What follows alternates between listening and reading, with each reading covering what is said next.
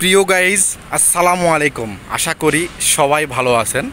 তো আজকে আমি যাব হচ্ছে আমাদের ফ্যাক্টরির যে ফায়ার অফিস আছে, সে অফিসের নিচে আর কি আমাদের ফায়ার ওয়াটার পাম্প রয়েছে। সেই ওয়াটার পাম্প পরিদর্শন করার জন্য যাব। তো এই ওয়াটার পাম্প কীভাবে ইনস্টল করা আছে বা কীভাবে কাজ করে সেটি আমি আপনাদের দেখাবো। তো ভিডিওটি না টেনে সম্পূর্ণ দেখার অনুরোধ রইল। তো গাইস, এটি হচ্ছে সেই ফায়ার অফিস। তো উপর তলায় অফিস, নিচতলায় হচ্ছে ফায়ার কন্ট্রোল সিস্টেম, মানে ওয়াটার পাম্পের যে সিস্টেমটা আছে সেটা নিচতলায়। তো সেটি এখন আমি আপনাদেরকে দেখাবো। চলুন রুমের ভিতরে যাওয়া যাক। তো গাইস, দেখতেই পাচ্ছেন আমার সামনে হচ্ছে মেশিনপত্র। তো এই মেশিনটি হচ্ছে ফায়ারের ডিজেল ইঞ্জিন ওয়াটার পাম্প। তো যখন ফ্যাক্টরিতে কোনো দুর্ঘটনা ঘটবে তখন এই ডিজেল ইঞ্জিনের মাধ্যমে পানি সরবরাহ হবে অল ফ্যাক্টরিতে। তো এটি হচ্ছে মানে আমাদের হচ্ছে ডিজেল ইঞ্জিন। তো এই ডিজেল চালিত ইঞ্জিনটি হচ্ছে একটি ওয়াটার পাম্প। তো এখানে পাম্প ফিটিং করা আছে। তো এই পাইপের মাধ্যমে আর কি নিচে রিজার্ভ ট্যাঙ্ক আছে, সেই ট্যাঙ্ক থেকে আর কি মূলত পানি উঠবে এবং গোটা ফ্যাক্টরিতে সরবরাহ হবে এই পাইপের মাধ্যমে। তো আর এই ডিজেল ইঞ্জিনের যে অয়েল ট্যাঙ্ক সেটি হচ্ছে এইটি।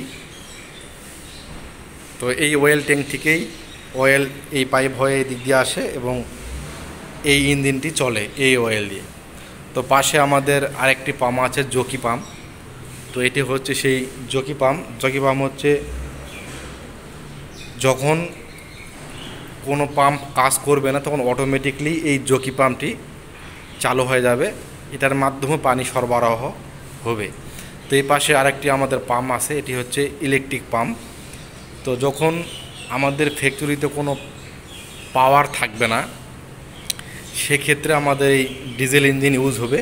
আর যদি ফ্যাক্টরিতে ইলেকট্রিক পাওয়ার থাকে সেক্ষেত্রে আমাদের এই যে ইলেকট্রিক পাম্পটি আছে এই ইলেকট্রিক পাম্পটি দিয়ে আর কি মূলত পানি সরবরাহ করা হবে। তো এই রুমের যে কার্যকারিতা বা কার্যক্ষমতা সেটা হচ্ছে মূলত পানি সরবরাহ করা, মানে ইলেকট্রিক পাম্প, জকি পাম্প এবং এই ডিজেল ইঞ্জিন এই পাম্প, এখানে তিনটি পাম্প স্থাপন করা আছে, ইনস্টল করা আছে। এই তিনটি পাম্পের মাধ্যমে আর কি যদি ফ্যাক্টরিতে আল্লাহ না করুক কোনো দুর্ঘটনা পরিলক্ষিত হয় সেক্ষেত্রে এই পাম্পগুলির মাধ্যমেই আর কি সেই দুর্ঘটনা স্থলে পানি দিয়ে সেই দুর্ঘটনা মোকাবেলা করার জন্য যে মাধ্যম, সে মাধ্যমগুলি এখান থেকেই আর কি নিয়ন্ত্রণ করা হয়। তো প্রথমে এটি হচ্ছে আমাদের ইলেকট্রিক পাম্প। এই ইলেকট্রিক পাম্প দিয়ে আর কি পানি সরবরাহ করা যায়। যদি ইলেকট্রিক পাওয়ার না থাকে সেক্ষেত্রে বিকল্প পদ্ধতি এই হচ্ছে আমাদের ডিজেল পাম্প।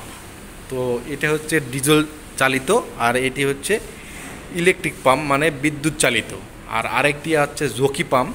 তো সেই পাম্পটি যদি কোনো পানি মানে কম সরবরাহ হয়, দেখতে পাচ্ছেন এখানে লেখা আছে জকি পাম্প। যদি এখানে এই তিনটি পাম্পেরই হচ্ছে মূলত এই কাজ। তো এইখানে আর কি প্রতি সপ্তাহে আমরা পরিদর্শনে আসি, মানে কোনো সমস্যা আছে কি না বা ইঞ্জিনগুলি ঠিকঠাক চলতেছে কি না, তো এটি পরিদর্শন করার জন্য। তো যেটা আমরা করি সেটা হচ্ছে এই ডিজেল ইঞ্জিনে ব্যাটারি ভোল্টেজ ঠিক আছে কি না, ব্যাটারি পানি ঠিক আছে কি না, ব্যাটারি চার্জ নিচ্ছে কি না, তারপরে এই অটো সেলফ আমাদের কাজ করতেছে কি না, তারপরে কুলেন্ট ঠিক মতো আছে কি না, তারপরে তেলের লেভেল ঠিক আছে কি না। আর মুখ্য বিষয় হচ্ছে এই ডিজেল ইঞ্জিনের আর কি যে অয়েল বা মোবিল, এই মোবিল ঠিকঠাক আছে কি না, এগুলো মোটামুটি চেক করে আর কি এই পাম্প ডিজেল ইঞ্জিনটি চালু দেওয়া হয়। তো এই পাশে হচ্ছে এই কন্ট্রোল বক্স।